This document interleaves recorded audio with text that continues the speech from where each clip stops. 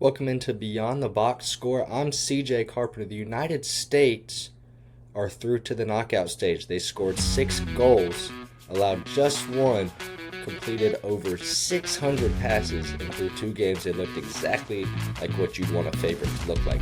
But here's the question. What have we learned from this team? How good are they actually?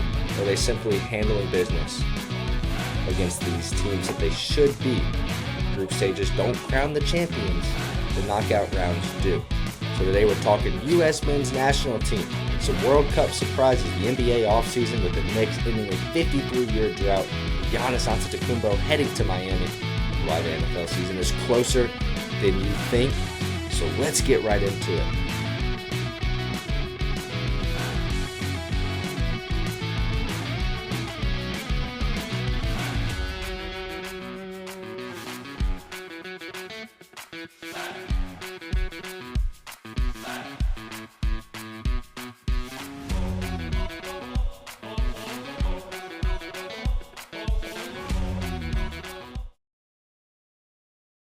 So the World Cup underway for about a week to 2 weeks now. And of course, we just talked about it. We just mentioned the United States beat Paraguay 4-1 in their opener. Followed it up a week later with a 2-0 victory over Australia. So 2-0 record. Plus 5 goal differential. 6 goals scored. 1 goal allowed. A group clinched in 2 games. An 86% passing accuracy. And 53 box touches against Paraguay alone. Folarin Balogun already has 2 goals. Chris Richards completely has been phenomenal. Has completed 175 of his first 179 passes. And Tim Ream, the captain, has become the oldest American to ever appear in a World Cup. Matt Freese, who was kind of a shock to be in goal, just the 6th goalkeeper in U.S. history to record a World Cup clean sheet. But as impressive as all that is, can this team dictate games? Right? They've been the ones pushing the tempo, right? Especially against teams like Paraguay and Australia. They pushed the tempo. They were up, forcing the action. So that's, of course, looking like you're controlling a game. I believe that this game against Turkey, a European country, plays that European style, slower pace. I believe this is going to be the test for them. Even though Turkey is not playing for a spot, right? Turkey's eliminated. They're gone. They have no shot, right? It's now a battle between Paraguay and Australia. That game will be a very important decider, right? Paraguay can look to just try to make up enough ground to get in as a 3rd seed. We'll talk a little bit more about that later. But Australia right now, the 2 seed. So Australia's in the clear right now. Right? But for the United States, they have got to be able to control the game against Turkey. And we're going to find out how deep this team is, right? We're going to see if Pochettino decides that he wants to play his starters or if he wants to rest them. Right? Mauricio has the option. His team's through. Right? And Pulisic, right, you might see a cameo from him. Right? You might see him come in for about 20, 30 minutes, get back in the flow. Of course, he missed the game against Australia. So what do we expect, right, from this team? We'll get into that. We'll dive deep into that later. But now let's take a look at some of our World Cup surprises. Lionel Messi, 5 goals in the tournament. He's got 18 career World Cup goals, broke the record, and added on to it yesterday. So he's officially the all-time leader. But a current player is not too far behind him, and Kylian Mbappe of France. Mbappe, 16 goals, had a brace yesterday. So went from 14 to 16. So 2 goals behind. So if Messi doesn't keep scoring the way he does, and Argentina needs him to because he is the only one to score so far, Mbappe could catch up. Argentina is looking dangerous. Canada has been one of the stories of this tournament. Of course, 3 countries hosting, Canada being one of them, Mexico the other, and the United States. Jonathan David has had a solid start. Senegal continues to impress, and Norway.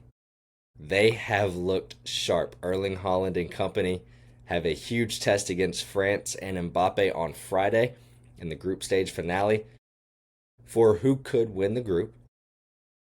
But it's going to be a game that you got to watch. This is my game to watch. Friday, 3 p.m. Keep an eye out on the Instagram for that game. That'll be Rapid Reactions. We'll keep you updated on that one. But let's take a look at some of these other teams. England. No one is convinced that they actually have a shot, right? You always talk about contenders versus pretenders. England is a pretender. They have been for a while now. They have been able to get to the knockout stage, and then they disappoint. They've been able to get to, the semifinals or something like that. Disappoint. England's a pretender. And you know who else I think is a pretender? Spain. I'm not bought on Spain. Lamine Yamal this, Lamine Yamal that. No. Lamine Yamal is not the player that everybody talks about. Like, he's a social media star. He's in every commercial that you see with the World Cup. And it's that braces smile that you see. I'm not convinced. All right? The kid came in his World Cup debut. Couldn't put a goal in. I know he only had 20 minutes to work with. He came in the 70th minute. But it's not just him that I'm not sold on. Spain played Cabo Verde and could not put a goal past their keeper. And they've got so much talent on that team. Right? And then, they did what they're supposed to do against Saudi Arabia with a 4-0, and Yamal netted his first career World Cup goal. And people talk about, Ronaldo's World Cup goal, it was a penalty. Yamal's was a tap-in. It was a tap-in. He was right place, right time. Tap-in goal. Keeper was nowhere in sight. I'm not convinced on Lamine Yamal yet. Okay?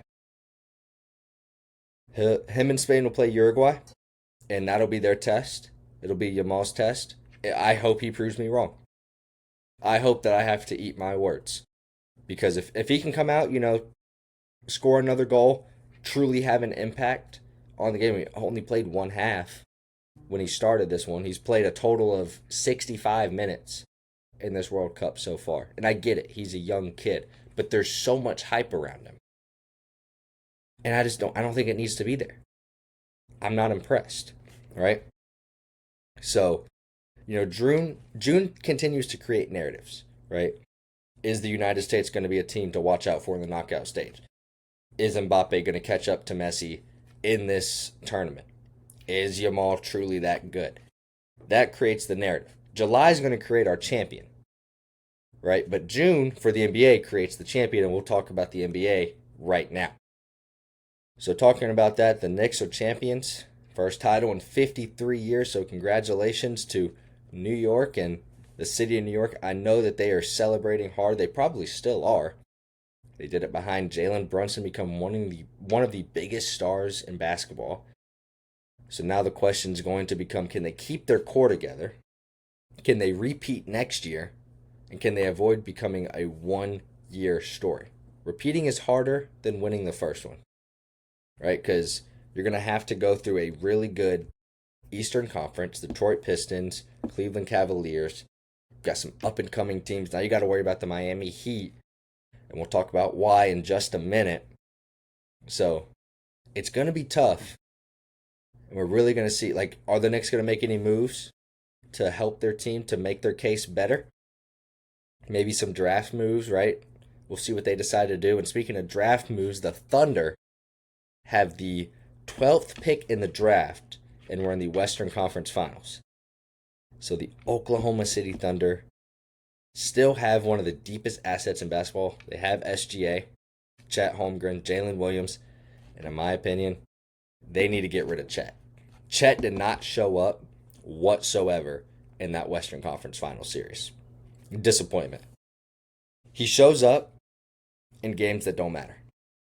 But when he has to play Wemby, I was so disappointed. Right? There's so much hype around this team. I wasn't impressed with SGA either. I mean, right? Everybody talks about how they're foul baiters and stuff like that, and they are.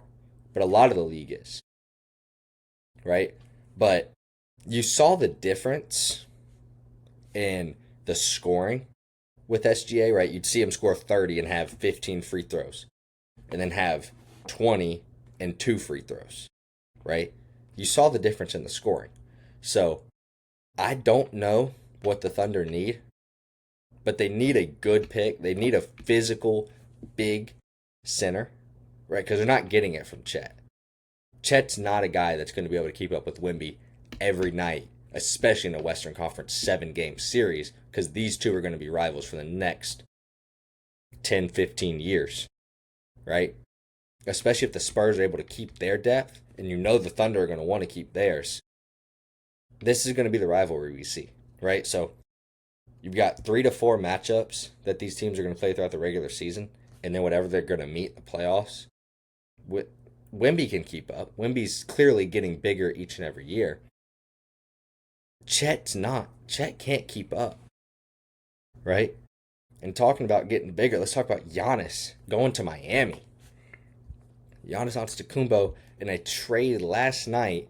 Giannis and Bobby Portis are headed to Miami. Tyler Hero, Khalil Ware, Jamie Jaquez Jr., and another name that I cannot pronounce, I don't know how to say it, as well as the number 13th pick of tonight's draft, a 2031 first, a 2033 first, and a 2030 pick swap is the deal, right? So Giannis will be paired with Bam Adebayo and Andrew Wiggins, just to name a couple of the players on the Heat roster. Tyler Hero heads back home, and it looks like the Milwaukee Bucks might be in their rebuild situation, right? They gave away their star. They have a guy that's averaged about 19.5 points a game.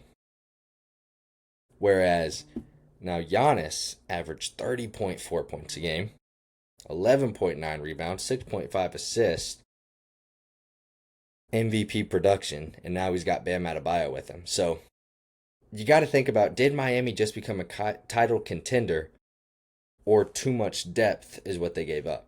Because we've seen Tyler Hero be one like truly successful player, right? He had a standout game in the series against Charlotte, right? The play-in game. Standout. But did they sacrifice too much in Tyler Hero? Should they give it up maybe an Andrew Wiggins instead? I don't think they should have. I think Tyler Hero is the right move, because I think you keep a good defender in Wiggins.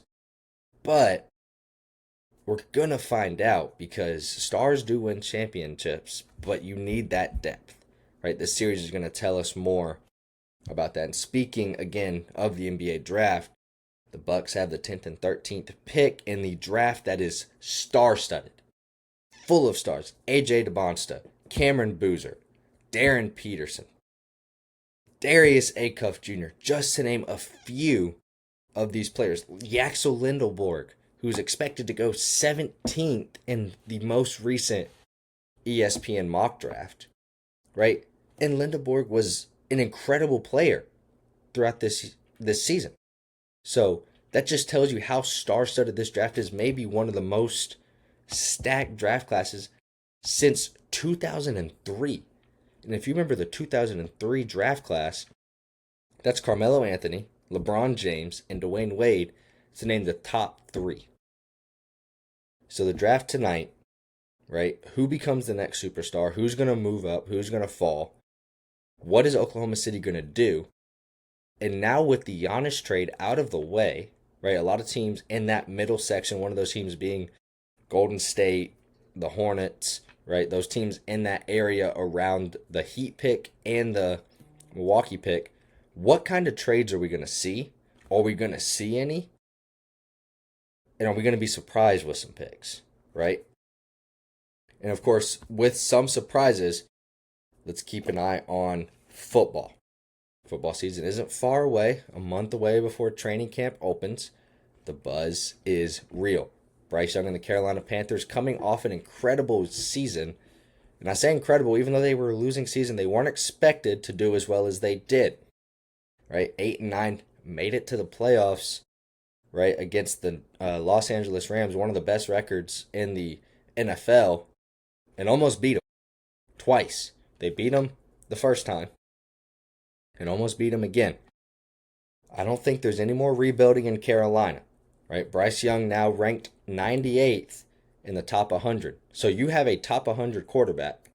You've got a guy who won Offensive Rookie of the Year in Teteroa McMillan.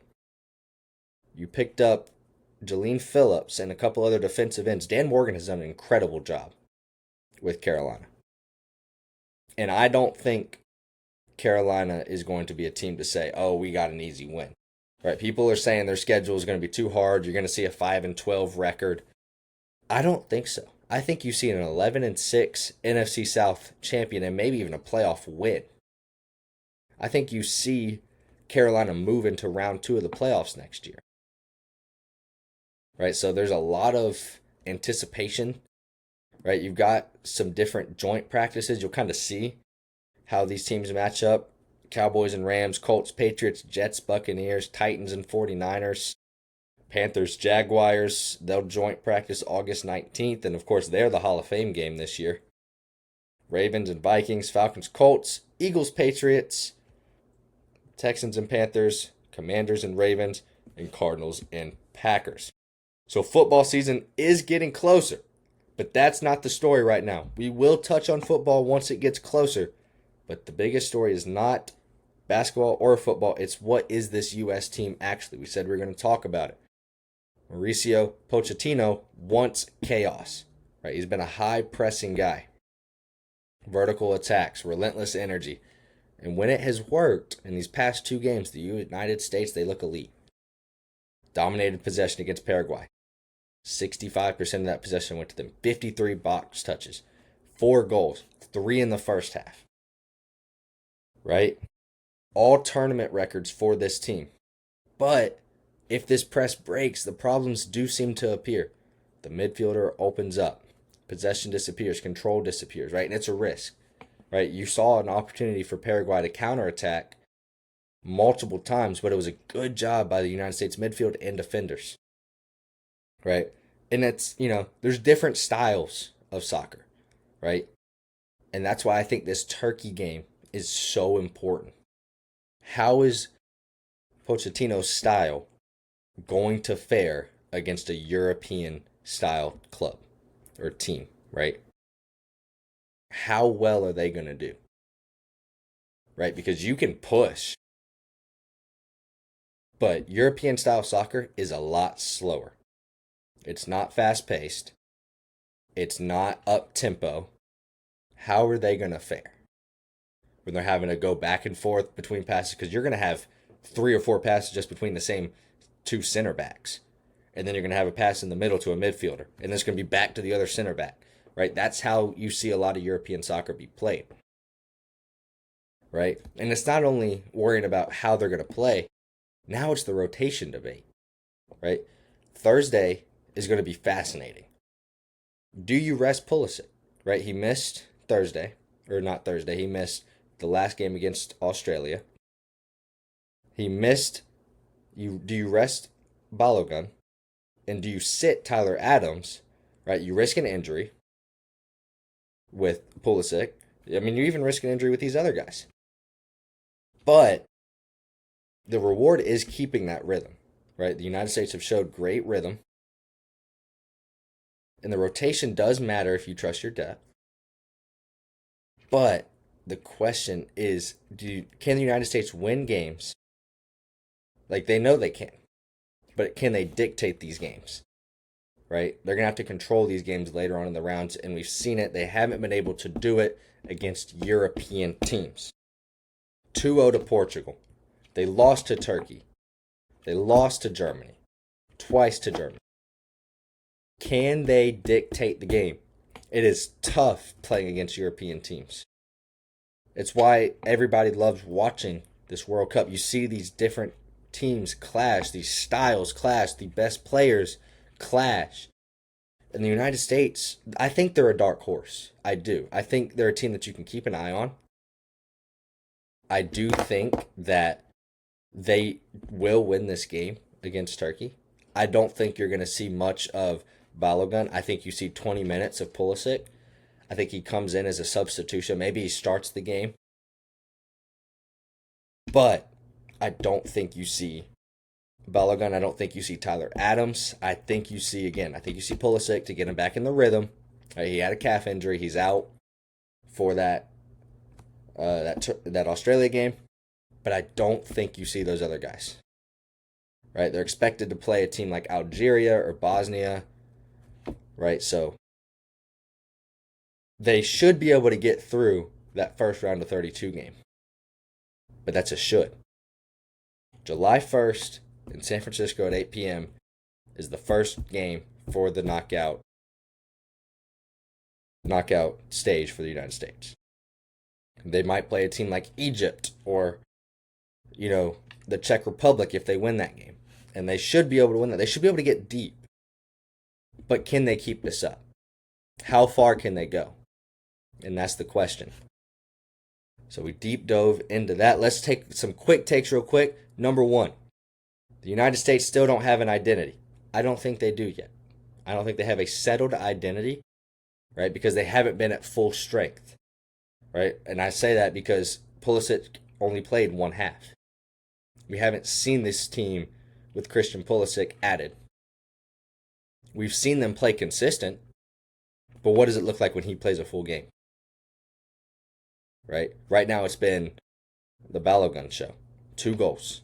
Made a huge impact. Forced the own goal early on in the game. Right? So group stage success does not equal knockout readiness. That's why I think this game is so important against Turkey. Number 3, Chris Richards might quietly be the most important player on this roster.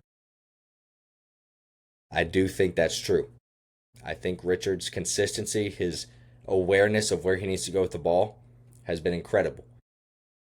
Number 4, Balogun gives the United States a true number 9. Yes. I think they have an opportunity with him. Right? I think there was a little bit of worry once, you knew Pulisic wasn't going to play. What does this team look like? And we got the answer. They're okay. They can figure it out. So, Balogun is, it's been huge. Right? That's why this United States teams look so deadly. Number 5. Miami just changed the Eastern Conference. Yes, they did. The Miami Heat will be a top 3 seed next year. Top 3, easily. They just changed the Eastern Conference. They're probably going to win the South. Right? Their only competition in that conference is the Hornets. I do think the Charlotte Hornets are the next best team in that conference. I think it's because they have a young core. But Miami, they're going to run the East next year. I think that they have the depth to do it. I think that, the challenge will be Boston, right? You'll have a fresh Jason Tatum, right? Jason Tatum should have been, you have Jason Tatum a full year. I think Boston's in the finals. But, he's coming off that injury. He wasn't quite there. We'll take a look at number 6. Oklahoma City isn't going anywhere. I disagree. I don't think Oklahoma City is going to be able to compete. I think that we're going to start to see them slowly kind of decline. And it's the Wemby factor. Victor Wembanyama owns that big man and Chet Holmgren. I don't think that, unless Oklahoma City can draft well, find a physical center that can keep up in terms of, you're not going to find another 7'5" guy. You're just not. But if you can find a guy that's going to be physical and make himself look 7'5" against Wemby, you might have a shot. So let's go through the final whistle. My prediction for the United States versus Turkey. I think the United States win this game 1-0. 1-0. Performance will matter more than the score. And what I'm watching, who gets rested, how well they look against a European team, how does Tyler Adams play against Turkey's midfield, because that battle could decide the game.